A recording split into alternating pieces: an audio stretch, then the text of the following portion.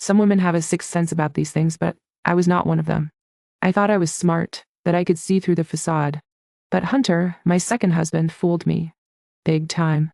We met in a quaint coffee shop in the predominantly Asian neighborhood of San Francisco, where I grew up. I was immediately drawn to his charming smile and charismatic personality. He was everything I thought I wanted in a partner: attentive, affectionate, and ambitious. We had a whirlwind romance, and before I knew it, we were engaged. I was on cloud nine. At first, everything seemed perfect. We'd spend hours talking about our dreams, our families, and our aspirations. He was my rock, my confidant, my best friend. But looking back, there were subtle signs that something was off. He'd get angry when I touched his phone or laptop, telling me I was being paranoid, that I did not trust him. I would brush it off, thinking he was right. I did not want to be that girlfriend who was always snooping around. But then there were other things. He'd get defensive whenever I asked about his day, like I was prying into his business. And he had a sudden interest in new hobbies that did not include me: the gym, hiking, playing guitar. He'd tell me I was being jealous, that he needed space to focus on himself. I would try to be understanding, to give him the space he needed. I remember one time, we were cooking dinner together, and I casually asked him about his day. He snapped at me, saying I was being nosy, that I did not trust him. I felt a pang of hurt, but I pushed it aside, telling myself I was being too sensitive. As time went on, these incidents piled up, and I started to feel like I was walking on eggshells around him. I began to doubt myself, wondering if I was indeed being paranoid, if I was the problem. But then, one day, I found a strand of hair that was not mine on his collar. It was a tiny thing, but it sparked something in me. I could not shake off the feeling that something was wrong. I tried to brush it off, to tell myself it was just a hair, but the seed of doubt had been planted. And then, the unthinkable happened. His side piece's husband showed up at my job, and my world came crashing down. He was a tall, imposing figure with a stern expression. "You need to know what's going on," he said, his voice low and serious. "Your husband is having an affair with my wife, and I think you need to see this." He showed me a photo of Hunter and my cousin, arms wrapped around each other, smiling like they were in love. I felt like I had been punched in the gut. My cousin, of all people. The person I had grown up with, trusted, and loved like a sister. But the kicker was when I saw the necklace around her neck. The one I thought I had lost months ago. The one Hunter had told me I would misplaced. That I must have forgotten where I put it.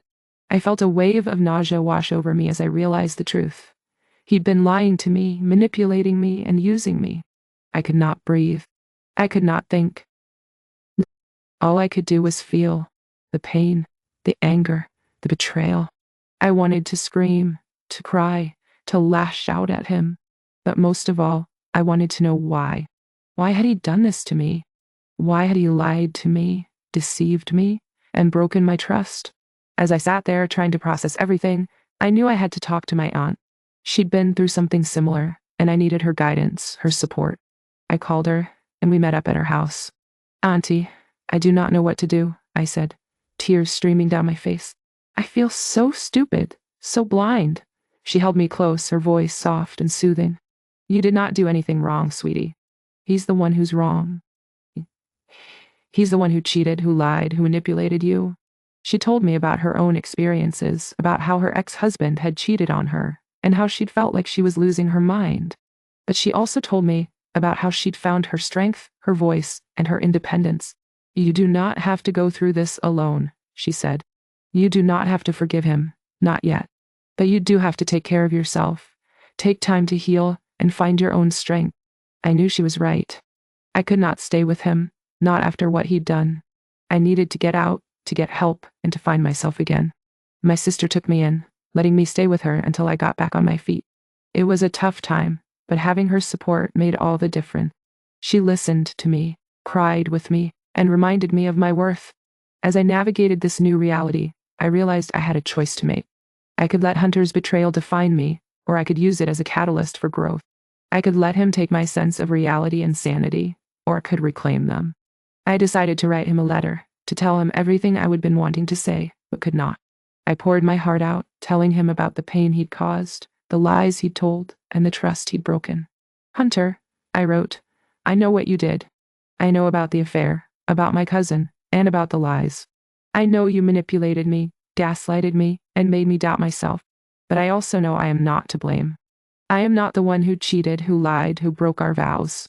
I told him about the pain he'd caused, about the sleepless nights and the endless tears. I told him about the anger, the sadness, and the betrayal. And I told him about my strength, my resilience, and my determination to move on.